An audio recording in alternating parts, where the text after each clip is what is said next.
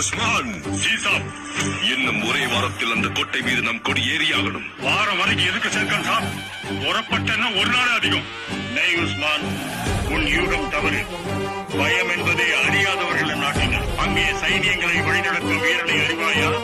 சகாப்திய வம்ச சூரன் ராஜ பார்த்திபன். ராஜ பார்த்திபன், பகவான் क्या